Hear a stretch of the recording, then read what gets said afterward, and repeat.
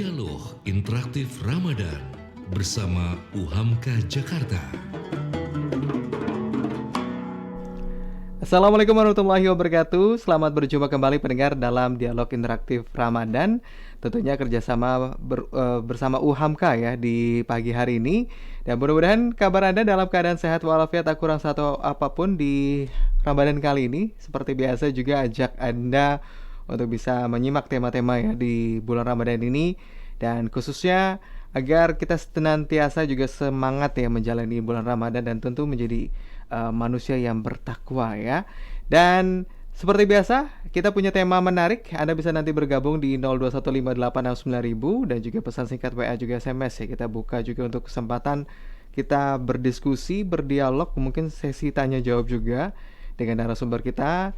Tentunya kali ini kita akan mengangkat tema Spirit Ramadan untuk menguatkan ukhuwah dan juga solidaritas sosial. Kita sudah bersama juga Pak Fauzan Amar, Dr. Fauzan Amar MM. Beliau adalah dosen UHAMKA dan juga staf khusus Menteri Sosial Republik Indonesia. Kita sapa langsung. Assalamualaikum Pak Fauzan, apa kabar? Salam Mas Dedi, apa kabar Mas Dedi? Kabar baik, sehat alhamdulillah. Mudah-mudahan Pak Fauzan Amar ya. Alhamdulillah sehat.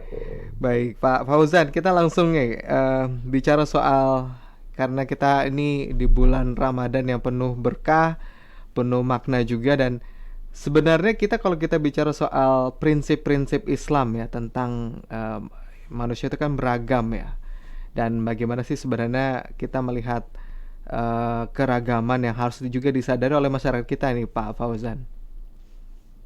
Ya, saya jadi teringat ketika kita membaca buku bahwa ayat yang berkumandang pada saat sidang umum PBB itu bukan dibacakan oleh pemimpin dari negara-negara Islam seperti Arab Saudi, ya, Iran atau Irak dan sebagainya, tapi justru dibacakan oleh Bung Karno ya ketika sidang PBB.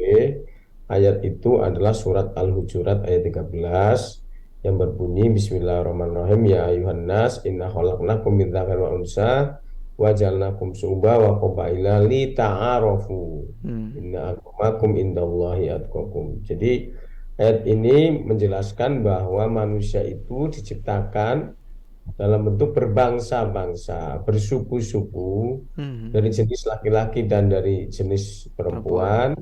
Li ta'arofu itu supaya saling kenal mengenal. Nah, jadi di sini prinsipnya adalah kita harus ta'aruf, saling kenal mengenal.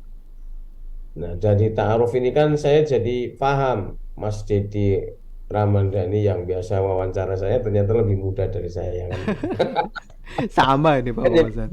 Iya kan, jadi paham kan, tafahum, jadi ta'aruf, siapa namanya, dari mana, misalnya kerja di mana, kuliah di mana, sebagainya.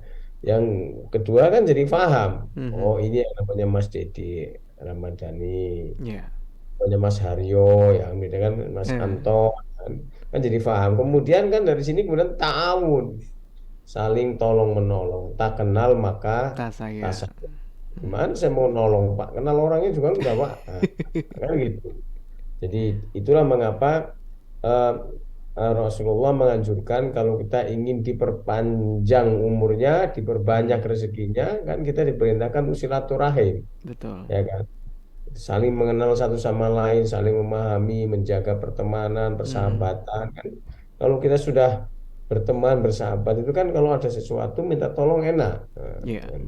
Nah, jadi rezeki kita akan dilancarkan. Yang terakhir, yang keempat adalah takaful, saling sepenanggungan. Nah, jadi kita dalam sebuah hadis itu diibaratkan satu muslim dengan muslim yang lain itu ibarat satu anggota tubuh. Kalau anggota tubuh kita tuh dicubit sakit ya misalnya, itu anggota tubuh yang lain akan merasakan. Nah, jadi disinilah kita saling sepenanggungan, maka di situ menimbulkan solidaritas ya, solidaritas sosial, untuk bagaimana kita harus saling memahami dan bekerja sama di dalam meraih sebuah keberhasilan. Ini saya kira, menurut saya prinsip ini penting untuk kita pahami, dan ayat ini tadi dilanjutkan dengan inna akramakum indallahi atqakum. Sesungguhnya orang yang paling mulia di sisi Allah itu adalah orang yang bertakwa.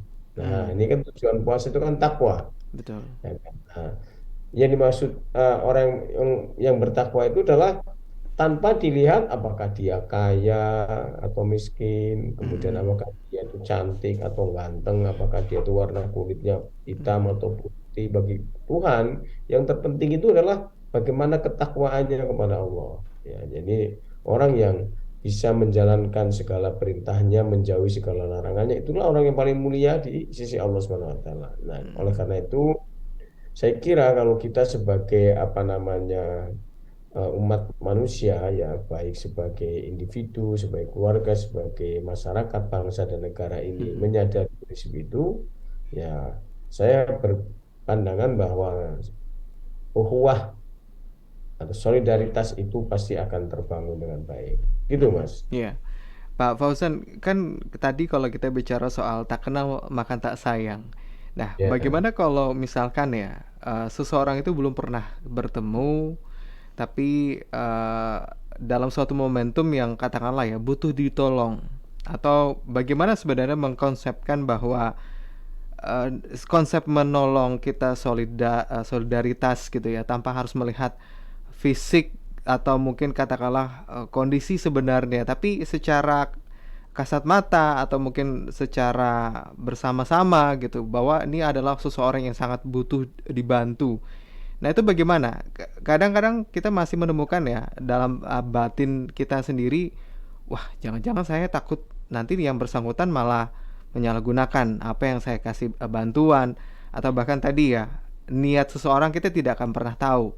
Nah, itu ya. bagaimana sebenarnya agar kita juga tetap harus berhati-hati, tapi di sisi lain kita harus menolong karena ini bentuk dari upaya untuk membantu seseorang. Ya, dalam ayat tadi kan disebutkan ta'awun kan itu kan saling Hmm, tolong menolong ya. itu kan merupakan salah satu prinsip yang harus kita tanamkan ya, harus kita lakukan karena kita harus menyadari bahwa kita itu adalah makhluk sosial dan kita itu tidak bisa hidup tanpa bantuan orang lain. Mhm. Ya, misalnya kalau kita nanti meninggal dunia itu ya memakamkan orang lain. Ya. Oke lah kita bisa punya uang banyak, nyewa Hmm. ambulan dan sebagainya. Tapi yang masukin ke liang lahat itu siapa? Yang memandikan itu kan orang lain ya, yang mengkafani, Betul. mensolatkan, ya dan itu kan orang lain.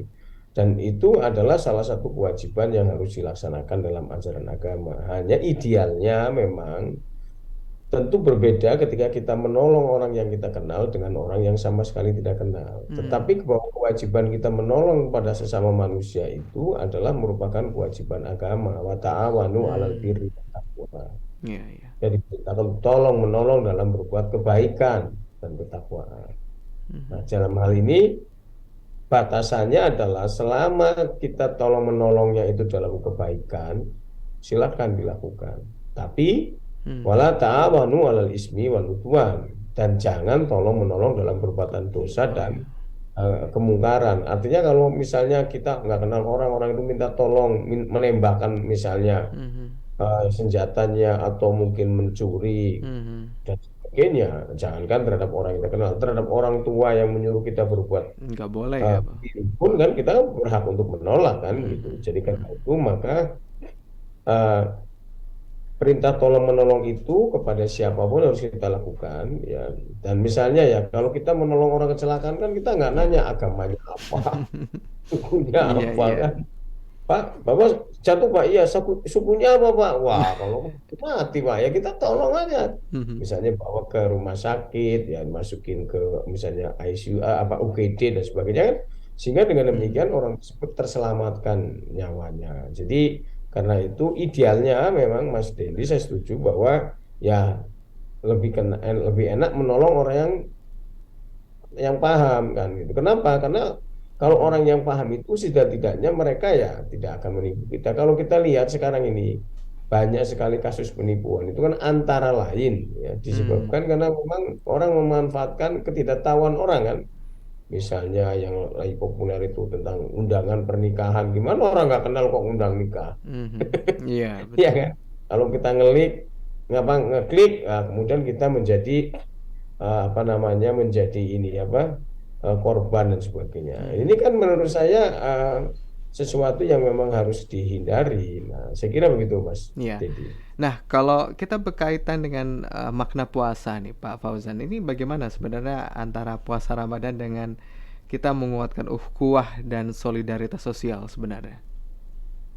Ya, salah satu yang dilakukan di dalam berpuasa itu kan kita menahan lapar dan haus ya dari mulai adzan subuh sampai adzan maghrib. Nah, dari situ kan kemudian kita merasakan oh rasanya lapar itu seperti ini, rasanya haus itu seperti ini. Apalagi kalau misalnya di siang hari ya kita melakukan aktivitas, kemudian dalam disebutnya lapar, haus dan sebagainya. Padahal ya kalau kita tuh mau makan kan makanan ada. Kalau Ya. kita mau beli makanan, kita juga punya uang kan gitu. Tapi mengapa kita melakukan itu? Ya karena kita tidak lain ini bagian dari menjalankan perintahnya kan gitu. Nah, oleh karena itu dengan rasa lapar, haus, dahaga itu kan kemudian menimbulkan empati. Oh, ternyata lapar itu seperti ini ya. Laparnya saya ini kan ada batasnya dari adzan subuh sampai adzan maghrib. Bagaimana kalau orang yang miskin? Dia merasakan laparnya itu sampai kapan? Kan kita nggak tahu. Betul. Bisa juga dia dari adzan maghrib sampai dari adzan subuh sampai adzan maghrib. Bisa juga dia sepanjang hari dia ada yang nggak ada sesuatu yang dimakan. Kita bisa membayangkan ada orang yang apa karena miskin juga tidak bisa makan sama sekali, maka akibatnya adalah orang itu jadi kelaparan dan bisa juga sampai pada meninggal dunia. Dari sinilah kemudian timbul solidaritas sosial. Maka sesungguhnya puasa itu kan bukan untuk orang miskin, tapi kan untuk orang kaya. Karena orang miskin itu mungkin tiap hari dia puasa kan. Puasa dalam arti menahan lapar haus ya, karena Ya. nggak ada yang dimakan. Tapi kalau orang kaya, misalnya orang mampu ya, dia mungkin tiap hari ada yang dimakan, ada yang dikonsumsi. Tapi karena dalam rangka mewujudkan solidaritas itulah kemudian dilatih oleh Allah Subhanahu Wa Taala dengan berpuasa. Sehingga dengan rasa lapar, haus itu kemudian timbul rasa empati, peduli kepada sesama. Nah, peduli pada sesama itu diwujudkan dalam solidaritas sosial, ya.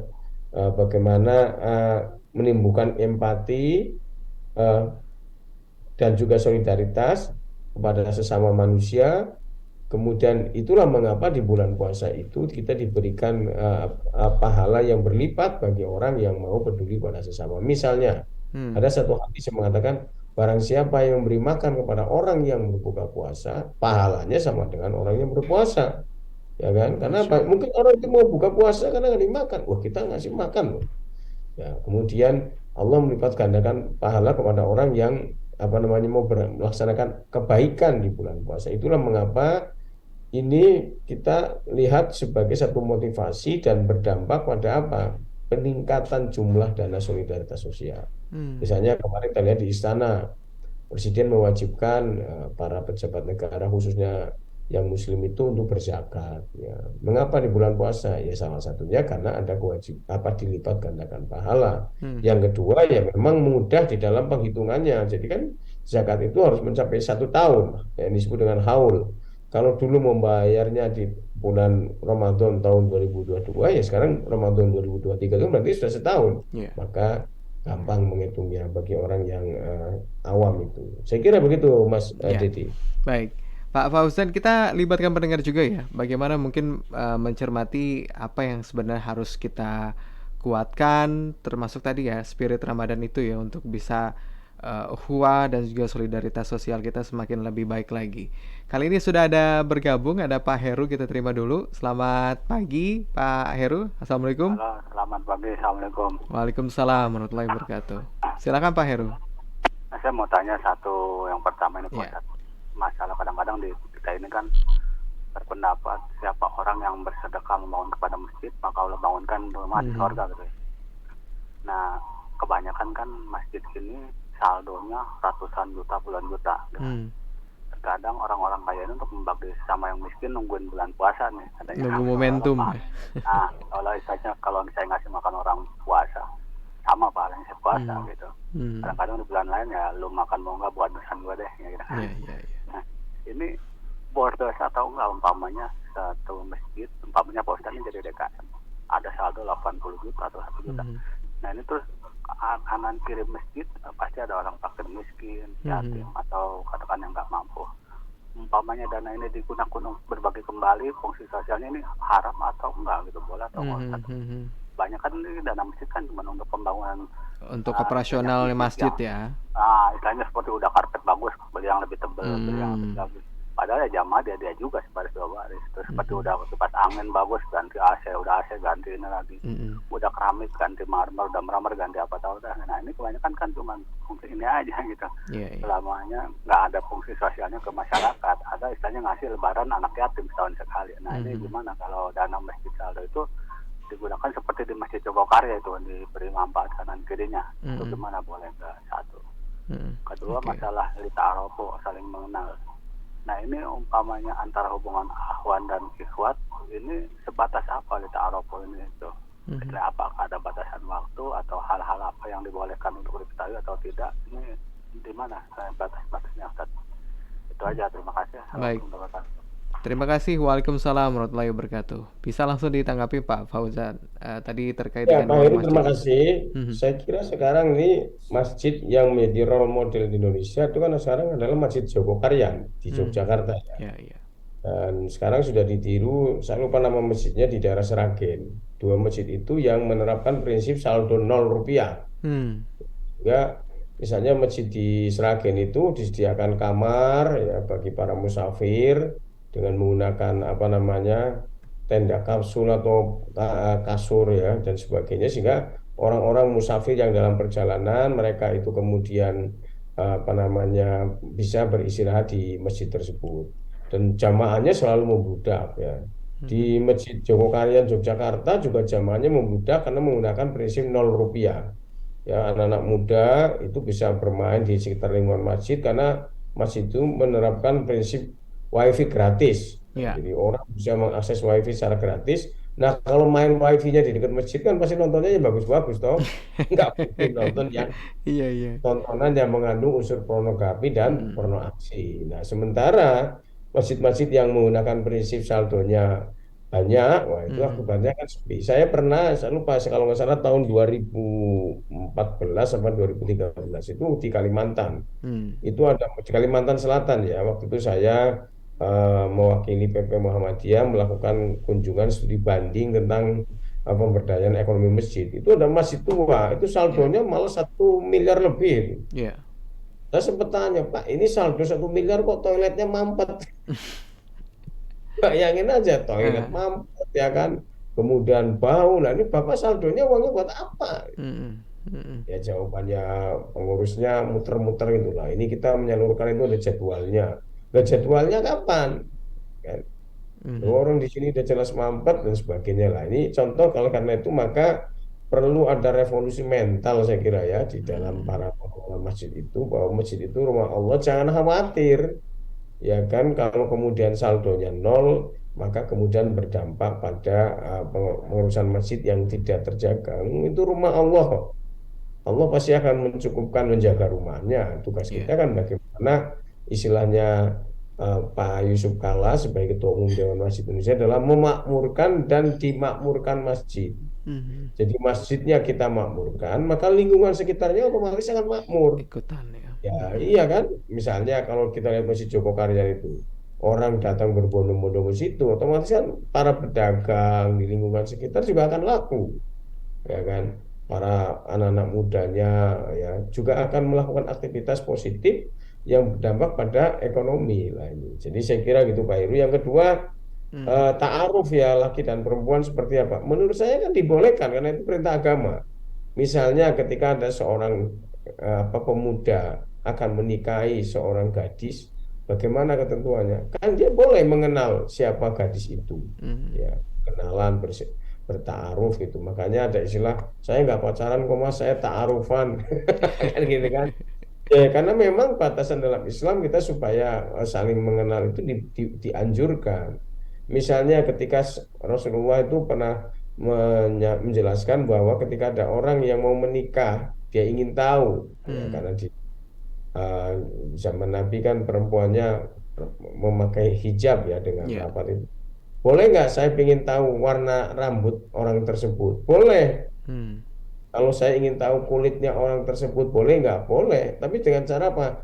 mengirim utusan kan gitu. Misalnya saya mau menikahi si A, ya.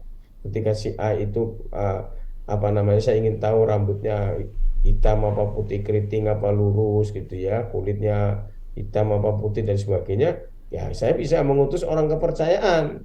Mhm. Misalnya kan bukan kemudian dipoto kulitnya, ini loh kulitnya, enggak. Orang kepercayaan itulah yang menjelaskan, Pak, orang itu Mhm. eh, rambutnya gadis tersebut misalnya keriting, ikal atau apa Mhm. namanya Lurus. lurus ya kan. Mhm. Kemudian warna kulitnya hitam, putih, mulus atau yang lain dan sebagainya. Mhm. Ini saya kira menurut saya supaya nanti tidak menimbulkan kekecewaan.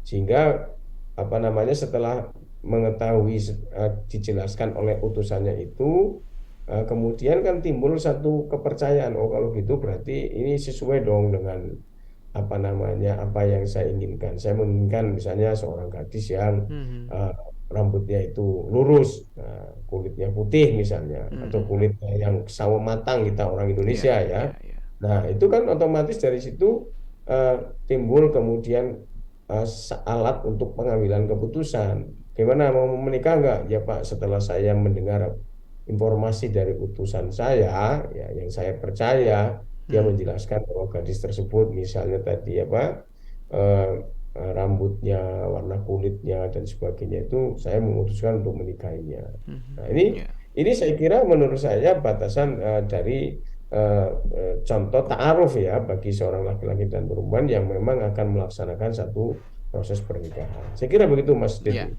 ini ada kembali pendengar kita ya, kita libatkan kembali ada Pak Bu Ong Maiwa ya di Pejaten. Assalamualaikum Bu Ong. Assalamualaikum warahmatullahi wabarakatuh. Waalaikumsalam Apa warahmatullahi kabar wabarakatuh. Ananda Kabar Devi? baik, alhamdulillah Bu Ong. Ya Pak Ustadz Fauzan, ketemu lagi di Saum Ramadan Ya. 1444. Pak Ustadz, saya mau Ya nanya. Bu, siap. Ya. Akhir-akhir ini kan hedonisme, orang pamer dengan kekayaan. Mhm. Lalu ada salah satu, nggak usah saya sebutkan, Mhm. masjid atau di daerah Jawa Timur itu membagikan sedekah, infak kepada jemaah. Pertanyaan saya, apakah itu tidak hedonisme? Ya, ya. Ya, memang kita harus menyantuni kalau kita bisa bersedekah. Tetapi pertanyaan saya, andai kata Pak Ustadz, uang ini didapatnya daripada yang tidak halal, Mhm. sepertinya ada dari APBD, APDN, atau dia merekayasa hal-hal yang tidak kita inginkan seperti pengurangan pajak dan sebagainya, atau uang itu dari mana yang tidak Ya. jerih payah keringatnya lalu dibagikan, apakah itu membawa berkah atau bagaimana nih Pak Ustadz? Bawa bencana mungkin atau sebagainya Iya, gitu ya. bagaimana ya Mhm. Pak? Jadi Mhm. saya Mhm. ingin tahu karena lagi heboh-hebohnya Pak, Mhm. baik ASN, baik pejabat pamer dengan kekayaan, sedangkan kita ini lagi prihatin Pak Ustadz. Ya. Banyak masyarakat kita yang tidak makan Pak, Mhm. lalu mereka dengan alasan lalu pakai simbol partai Pak. Apakah ini tidak menyakitkan atau memang dia sedekah, lalu sedekah ini diterima nggak sama Allah? Itu aja Pak. Baik. Mohon maaf, jadi kalau ada yang tersinggung mohon dimaafkan. Assalamualaikum warahmatullahi wabarakatuh. Waalaikumsalam warahmatullahi wabarakatuh. Mungkin langsung bisa ditanggapi Pak Fauzan, silakan. Ya, terima kasih Ibu Om Paima. Jadi ya kalau soal orang itu diperintahkan kaya, saya kira semua ajaran agama Islam itu mengajarkan kita untuk jadi orang yang kaya kan. Misalnya puasa itu kan tadi saya sampaikan bukan orang kaya supaya merasakan rasanya lapar.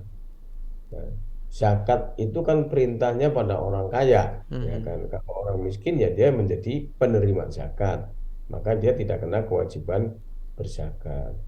Kemudian yang berikutnya adalah perintah untuk apa namanya haji. Ya haji kan buat orang kaya. Ya makanya ada istilah haji Abbas, Hmm. haji atas biaya sendiri. Ah itu kan haji yang hebat, bukan Iya. haji Abidin ya, Ah, atas betul. biaya dinas. Kan? Apalagi kalau orang Sunda namanya haji kosasi, Hmm. ongkosnya dikasih. Wah, nggak keren Hmm. itu. Ya kan? Haji yang bagus itu apa? Haji Abbas atas Abbas biaya sendiri. sendiri. Lahi ala nasi hijul baiti man istato'a ilaihi sabila. Istato'a itu kan orang yang mampu apa? Hartanya untuk ongkos biaya perjalanan. Hmm. Mampu ilmunya, ya karena di sana menjalankan ajaran agama harus paham. Yang ketiga, mampu fisiknya ya sehat, Fisiknya. Hmm. dan juga sehat jasmani dan rohani. Yang berikutnya, nah ini yang paling berat ini sekarang orang Indonesia itu adalah mampu kuotanya. Nah, itu kan Hmm. ini saya kalau menurut jadwal itu Mas Dedi baru naik gaji umur 71 tahun. Ini saya masih nunggu 20 tahun lagi. Jadi bukan berarti nggak mau Hmm. naik gaji, memang kuotanya yang Betul, terbatas. betul.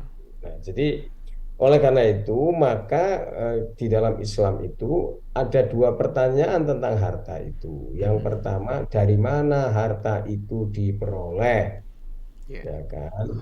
Makanya dengan menggunakan sistem pembuktian terbalik itu sebenarnya akan ketahuan harta itu diperoleh dari mana.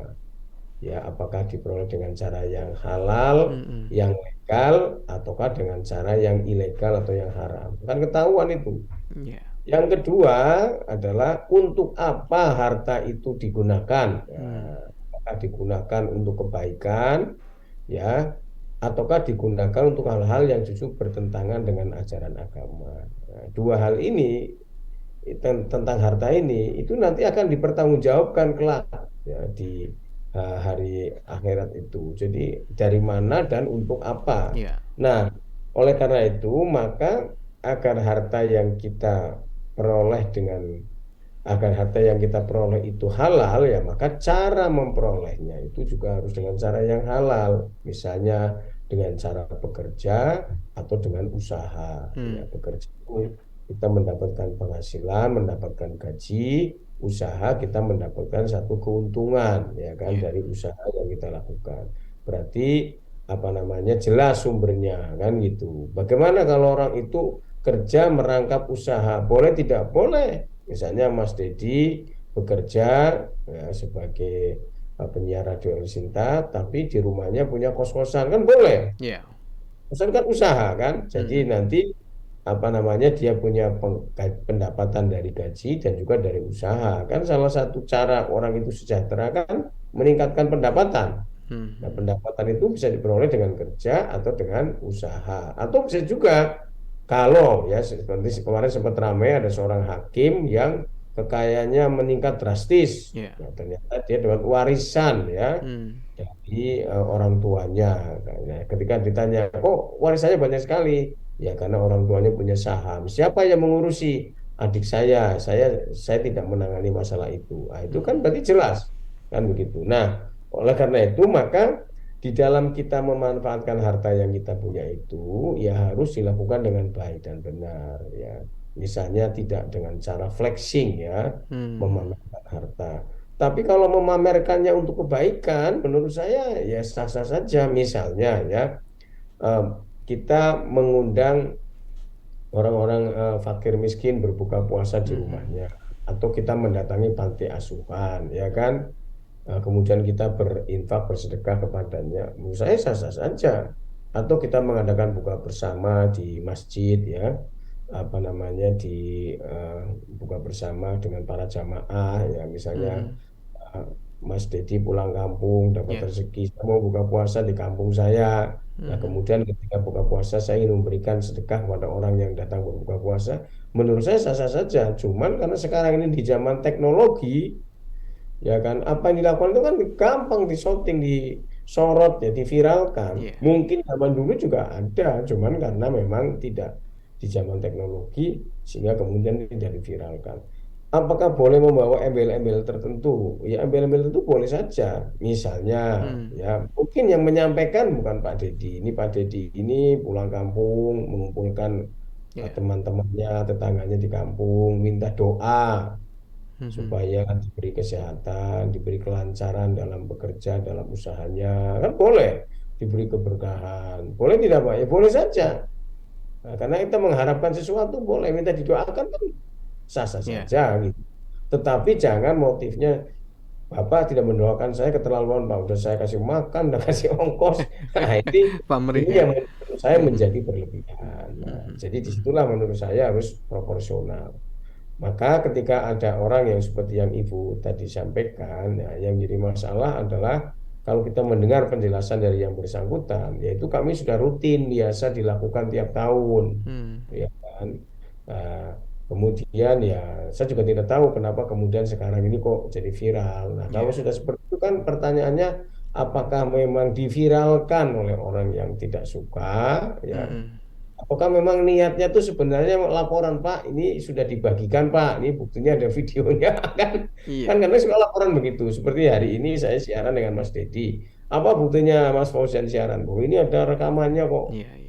Nah, padahal ini mungkin kepentingannya internal ya, internal misalnya di antara takmir dengan orang yang bersedekah itu. Tapi kemudian ternyata bocor, nah, sehingga kemudian viral dan menjadi ramai di masyarakat. Nah, ini Mhm. yang harus kita harus lihat secara objektif. Maka apa namanya tidak boleh kemudian kita berburuk sangka Iya. sebelum kita mengetahui apa yang sebenarnya terjadi. Saya kira begitu, Iya. Mas Dedi. Baik. Tadi kita bahas lagi ya untuk juga bagaimana tetap spirit Ramadan yang sebenarnya kita menjadi tema kita yang paling utama ya. Kita ke Cengkareng kali ini ada Pak Haji Aris. Assalamualaikum Pak Haji. Waalaikumsalam Waalaikumsalam. warahmatullahi wabarakatuh, Bung Silakan. Dedi dengan Pak Ustadz Pak Ya. Uzan ya. Iya, betul. Eh, ini tema ini menurut saya tantangan berat Hmm.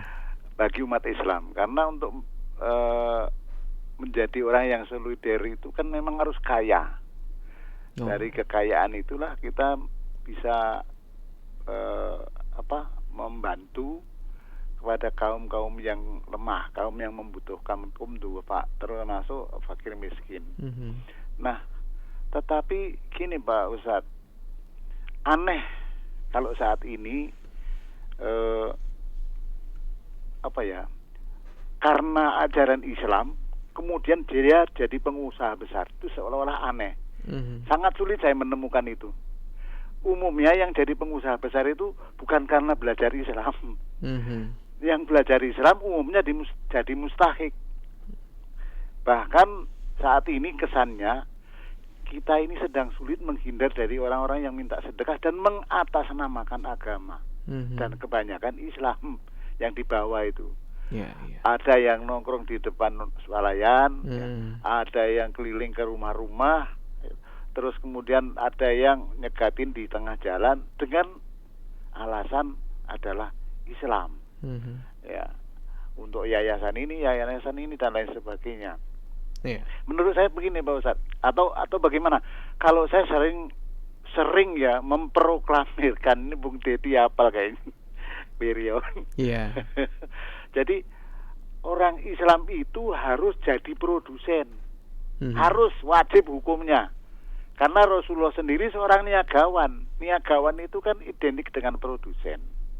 Nah, ini harus diproklamirkan habis-habisan supaya kita ini bisa menjadi kaum kaum yang tangan di atas. Iya, iya. Setiap tahun, setiap Bisa minggu, memberi setiap setiap hari. bulan Mhm. itu memberikan gaji kepada karyawannya, itu namanya tangan di atas. Nah, gimana nih Pak Ustadz? Assalamualaikum warahmatullahi wabarakatuh. Waalaikumsalam warahmatullahi wabarakatuh. Ini menarik nih. Mungkinkah sepengetahuan mungkin juga Pak Fauzan juga ya, bagaimana masyarakat kita itu jangan malah terbalik mindsetnya untuk jadi orang yang lebih suka tangan di bawah daripada tangan di atas. Dan kita mungkin paham bahwa ini sebenarnya hal yang harusnya kita lakukan untuk sebagai orang yang berada tangannya di atas. Nah, bagaimana? Bukan malah terbalik gitu. Silakan Pak Fauzan. Ya, saya tadi menyampaikan tentang kalau kita lihat rukun Islam yang 5 itu, ya kan mengajarkan kepada umat Islam itu intinya menjadi orang yang kuat, orang yang mampu, ya. Hmm. Orang yang ketika memutuskan dirinya itu bersyahadat itu kan sudah kuat, sudah mantap hatinya, Mhm. ya, sudah tidak ada lagi keraguan sehingga kemudian dia menyatakan diri berislam, kan Ya. kuat. Yang kedua, ketika orang itu melaksanakan sholat, ya kan sholat itu kan ketentuannya kan harus berdiri. Kalau Hmm. tidak mau berdiri, untuk bisa berdiri tegak kan orang harus kuat. Ya, ya. Yang kedua, kalau nggak bisa berdiri baru dengan duduk. Duduk. Kalau nggak bisa duduk dengan berbaring. Kalau sudah nggak bisa berbaring ya dengan isyarat. Syarat. Kalau nggak bisa Hmm. dengan isyarat ya tinggal disolatkan kan gitu kan. Mhm. Jadi di sini kan perintahnya pada orang yang kuat. Begitu juga puasa ya untuk orang yang kuat. Orang yang sakit kan boleh nggak puasa. Ya, orang yang zakat jelas untuk orang yang mampu kuat secara ekonomi, secara harta dan apalagi haji seperti saya Hmm. sampaikan. Oleh karena itu maka dalam sebuah hadis Rasulullah SAW mengatakan al mu'minuna qawiyyu ahabbu ilallah minal mu'minuna dha'if. Ya. Orang mukmin yang kuat ya kuat ilmunya, hartanya, kuat fisiknya, mentalnya ya, kuat imannya itu jauh lebih dicintai Allah ya daripada orang mukmin yang lemah, dhaif. Makanya ada istilah hadis dhaif itu kan hadis yang lemah. Ya lemah fisik, mental, jiwa raga, sudah miskin, bodoh, sakit-sakitan ya siapa yang mau kan gitu. Mhm. Nah, Mhm. ini kan sebenarnya ajaran ini harus kita tanamkan kepada setiap kaum muslimin ya. Ya. Saya pernah menjadi saksi nikah itu Mas Mhm. Dedi itu dengan mas kawin seperangkat alat sholat. Saya bilang tidak sah. Saya Hmm. bilang itu. Oh, penghulunya kaget. Kenapa tidak sah? Ya namanya seperangkat itu kan bukan mukena dan sajadah dong. Namanya seperangkat itu kan ada tempat wudhunya, Ya. kan gitu. Ada tempat Ada masjidnya. paketannya ya. Iya dong, kan seperangkat. Iya, iya. Coba kalau kita dapat seperangkat motor tapi pentilnya nggak ada. Iya. Ya, Atau bannya jalan saja dong. begitu ya. Iya, atau kontaknya saja, motornya nggak ada. Namanya kan kita sering itu kalau Mhm. menjadi saksi atau mendengarkan orang menikah itu dengan Ya, mas ya. kawin seperangkat alat sholat gimana sah sah. Loh, saya pernah enggak sah.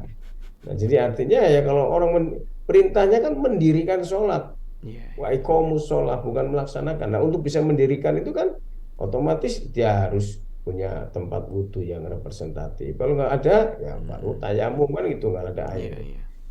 Oleh karena itu ya saya setuju Pak apa namanya Pak Haris tadi ya kita harus menjadi seorang produsen ya kan bahwa bagaimana kita dengan menjadi mukmin yang kuat itu kita bisa membantu pada sesama. Nah, saya kira ini yang menurut saya penting untuk disadari karena memang ada satu pemahaman yang keliru menurut Iya. saya.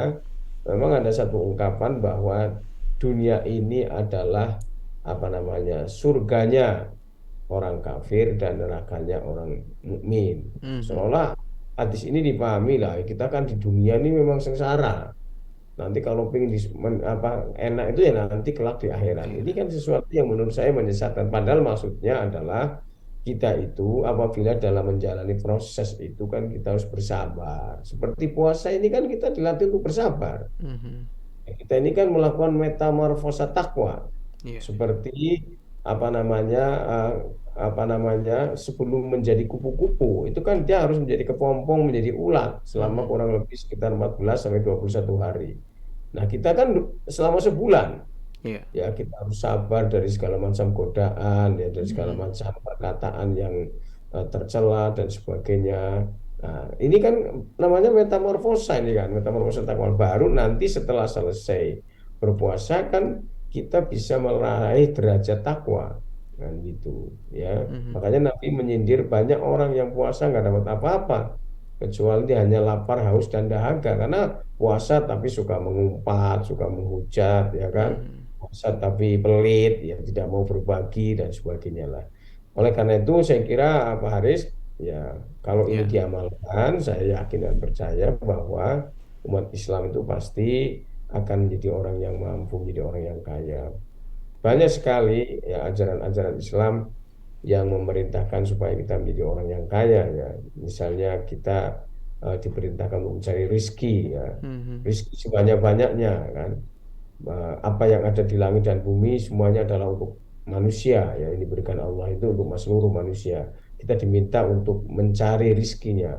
Bahkan kalau kita lihat Mas Dedi, saya kira ini penting karena sering menjadi kebiasaan kita. Ada 2 waktu yang dilarang oleh Allah untuk sholat itu, antara lain adalah waktu setelah sholat subuh dan setelah sholat asar. Nah, setelah sholat subuh itu kan kenapa waktu dilarang? Karena itu sebenarnya waktu pagi hari orang untuk melakukan aktivitas bekerja mencari nafkah, bukan untuk tidur. Nah, ini banyak orang yang habis sahur tidur lagi, ya ini kan rezekinya dipatok ayam. Atau Ketika diambil orang ya. iya rezekinya dipatok ayam, kemudian dia nggak kaya, marah-marah, ya kan? Sementara ada saudara-saudara kita yang justru mereka itu ya pagi hari mereka membuka toko, jualan, laku, ya kan, laris dan menjadi kaya. Kita iri, kita mengatakan apalah pribumi non pribumi, padahal mereka kerja kok. Kok kita tidur kan? Nah ini, jadi ini saya kira kesadaran yang harus dimiliki oleh kita sebagai bangsa. Begitu Mas Dede ya. Iya, ini menarik ini Pak Fauzan ya, karena akhir-akhir ini kita tahu ya, yang namanya flexing ini kan lagi rame ya, atau jadi pusat perhatian masyarakat juga. Tapi tidak sedikit juga ya bahwa ada yang berbicara soal itu mah bukan flexing, mungkin kitanya yang kurang kerja, atau bahkan iri, bahkan begitu ya tadi kalau sempat Pak Fauzan menanggapi juga bahwa mungkin ini adalah suatu hal yang seperti apa ya kalau kita bisa kaitkan dengan kondisi keadaan kita sekarang, flexing, iri, atau bagaimana sebenarnya? Apa yang salah sebenarnya? Entah dari yang atas yang salah atau bawah yang salah, atau bagaimana kita di antara itu kita tidak punya koneksi di antara keduanya, yang tadi yang solidaritas yang artinya saling menguatkan begitu, Pak Fauzan.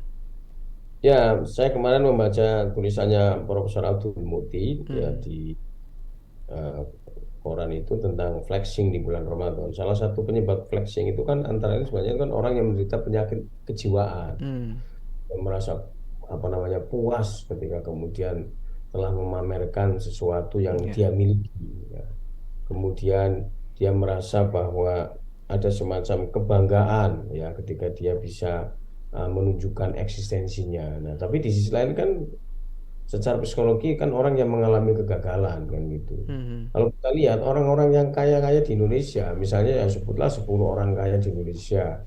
Nah, salah satunya yang Muslim itu adalah Hairul Tanjung misalnya ya. Dia nggak pernah memamerkan. Nah, itu ya kenapa ya? Bagi dia memakai naik pesawat bisnis, naik mobil yang mewah itu kan hal yang biasa. Nah, kan gitu. Nah, jadi oleh karena itu ini saya kira yang harus disadari bahwa pamer dalam hal kebaikan apakah boleh? Boleh saja. Misalnya kita mengundang orang berbuka puasa, kan orang jadi tahu siapa yang mengundang buka puasa, misalnya Pak Dedi, kan orang tahu. Ya, tapi kalau kemudian pamernya ingin menunjukkan sesuatu yang tidak baik, misalnya menunjukkan, ya ini yang disebut namanya penyakit SMS ini, Mas. SMS itu senang melihat susah. Jadi kalau ada orang susah dia senang. Wah, tapi ada juga sebaliknya, susah melihat senang. Wah, jadi kalau ada orang yang misalnya beli mobil, beli motor baru, wah, dia sesak dadanya itu. Ini kan penyakit hati ya, penyakit iri, dengki ya bagi orang yang suka padahal yang dia miliki itu adalah memang boleh kan, atau penyakit ria ya, suka memamerkan sesuatu yang buruk. Nah, makanya ria itu kan digambarkan seperti api yang membakar kayu kan, habis. Nah, kalau kita lihat orang-orang yang istrinya pada ria itu kan jabatan suaminya dicopotin kan, berarti habis kan. Itu kan sebenarnya itu ya hukuman kan gitu. Nah, saya kira menurut saya di era digital seperti ini, bahwa ria, orang yang suka pamer seperti itu, seperti api yang membakar kayu, itu kan sebenarnya hadis Nabi yang sudah 14 abad yang lalu. Nah, kalau sekarang suaminya yang suka ria, suka flexing itu, istrinya kemudian jabatan suaminya itu dicopot, wah, bahkan ada seorang pejabat ya yang mengatakan bahwa apa yang dipakai suami istri saya itu adalah KW. Wah, itu pasti istrinya marah kan. Ini beli asli dibilang KW. Ini kan malah justru menghancurkan dirinya. Ini kan hadis yang sudah disampaikan oleh Nabi, diingatkan 14 abad yang lalu. Maka menurut saya Ya. ya tidak usah. Ya kalau toh misalnya kita misalnya makan di restoran atau naik mobil yang mewah atau naik pesawat kelas bisnis, ya udahlah naik aja, ngapain sih harus dipoto-foto ya. Ya, ya. Dipoto ya boleh aja sebenarnya kan. Mm-mm. Tapi nggak usah disebarkan lah buat laporan. Saya sering tuh Mas Didi kalau misalnya saya mau terbang, saya foto, saya share di grup keluarga saya. Bismillah, gitu. Minta Mm-mm. doa restu bahwa saya mau terbang. Tapi kalau kemudian foto saya viralkan di grup, misalnya yang di situ, mohon maaf, di grup kan ada grup SD, SMP, Iya, SMA iya. ya, banyak teman-teman kita untuk makan aja susah, itu kan pasti menimbulkan kecemburuan.